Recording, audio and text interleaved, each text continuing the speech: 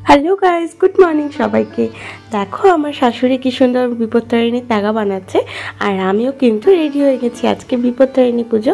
আমার হাজব্যান্ড আমাকে nail polish পরিয়ে দিয়েছে সকালবেলা। দেখো আমি কত সুন্দর সাজুগুজু করে একেবারে শাশুড়ির সাথে চলে যাচ্ছি মন্দিরে। এখানে আমি দুর্গা মন্দিরে এসেছি আমার বরের আদি বাড়িতে। তো এখানে এসে আমি পুজো দিয়েছি। মাদি বাড়ির পাড়াই এটা ওর, ঠিক আছে। তো এখানে দেখো মা দুর্গার মূর্তির পাশে আমরা সবাই বসে পুজো দিয়েছি। আর শিব মন্দিরে আমার শাশুড়ি মা ধূপকাঠি দেখিয়েছে, আর আমিও ধূপকাঠি দেখিয়েছি। তো বিপত্তারিণী পুজোর সকালটা এভাবেই গেছে আমাদের, আর সকালবেলা উপোস করেই পুজোটা দিয়েছি আমরা। তো দেখো আমি পুজো দিচ্ছি, শাশুড়ি মা কিন্তু ক্যামেরায় তুলে দিয়েছে।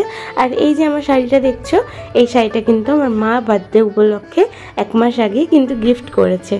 হ্যাঁ, তো তোমাদের বলেছিলাম শাড়িটা পরে ভিডিও করব, এই শাড়িটাই পরে ভিডিও করলাম। কেমন লাগছে জানিও। এখানে আমরা বাড়ি চলে এসেছি, আর আমার শাশুড়ি মা চলে এসেছে, দেখতেই পাচ্ছ।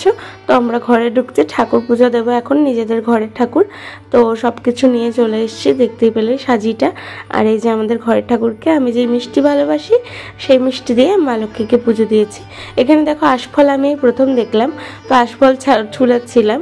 একদম মামনি সাবু মাখছে। এখানে সাবু ফল প্রসাদ দিয়ে সব ফ্ল্যাটের সমস্ত বাড়িতে দিয়ে এসেছি। তো দেখো এখানে মামনি সিমাই করছে, আর আমি সন্ধ্যাবেলা একটু ঘুরতে বেরিয়েছিলাম ওর সঙ্গে। বেরিয়ে ঘরে টুকিটাকি কিছু জিনিস ছিল কিনেছি, আর ঝিলের পাশে বসেছিলাম। তো দেখো এখানে সব টুকিটাকি জিনিস একটু কিনে এনেছি, আর রাত্রেবেলা কিন্তু আমি লুচি খেয়েই ঘুমিয়ে পড়েছি। তো এভাবেই শেষ হলো আমাদের বিপত্তারিণী পুজোর দিনটা। কেমন লাগলো জানিও, আর ভালো লাগলে লাইক দিও। টাটা।